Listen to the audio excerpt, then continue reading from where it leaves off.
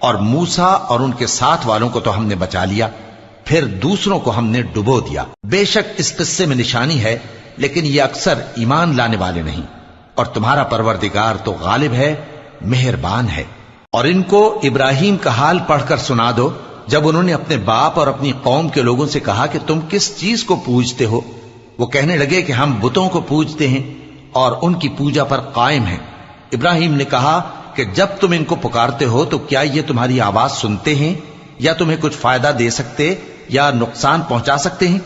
انہوں نے کہا نہیں، بلکہ ہم نے اپنے باپ دادا کو اسی طرح کرتے دیکھا ہے۔ ابراہیم نے کہا کیا تم نے دیکھا کہ جن کو تم پوجتے رہے ہو، تم بھی اور تمہارے اگلے باپ دادا بھی، تو وہ میرے دشمن ہیں، مگر رب العالمین میرا دوست ہے۔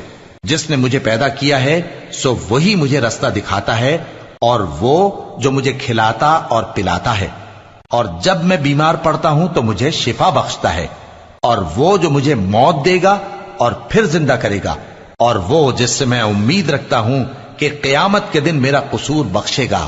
اے پروردگار، مجھے علم و دانش عطا فرما اور نیکوکاروں میں شامل فرما، اور بعد والے لوگوں میں میرا ذکر نیک باقی رکھیو، اور مجھے نعمت کی بہشت کے وارثوں میں شامل کیجو، اور میرے باپ کو بخش دے کہ وہ گمراہوں میں سے ہے، اور جس دن لوگ اٹھا کھڑے کیے جائیں گے مجھے رسوا نہ کیجو، جس دن نہ مال ہی کچھ فائدہ دے سکے گا اور نہ بیٹے۔ ہاں، جو شخص اللہ کے پاس بے روک دل لے کر آیا وہ بچ جائے گا، اور بہشت پرہیزگاروں کے قریب کر دی جائے گی، اور دوزخ گمراہوں کے سامنے لائی جائے گی، اور ان سے کہا جائے گا کہ جن کو تم پوجتے تھے وہ کہاں ہیں؟ یعنی جن کو اللہ کے سوا پوجتے تھے، کیا وہ تمہاری مدد کر سکتے ہیں یا خود بدلہ لے سکتے ہیں؟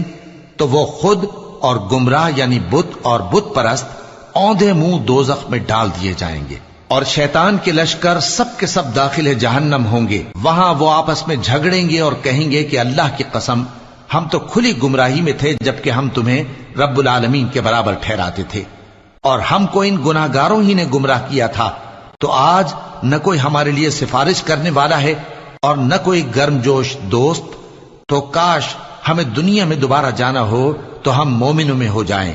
بے شک اس میں نشانی ہے اور ان میں اکثر ایمان لانے والے نہیں، اور تمہارا پروردگار تو غالب ہے، مہربان ہے۔ قوم نوح نے بھی پیغمبروں کو جھٹلایا جب ان سے ان کے بھائی نوح نے کہا کہ تم ڈرتے کیوں نہیں؟ میں تو تمہارا امانت دار پیغمبر ہوں، تو اللہ سے ڈرو اور میرا کہا مانو، اور میں اس کام کا تم سے کوئی صلہ نہیں مانگتا، میرا صلہ تو رب العالمین کے ذمے ہے، تو اللہ سے ڈرو اور میرے کہنے پر چلو۔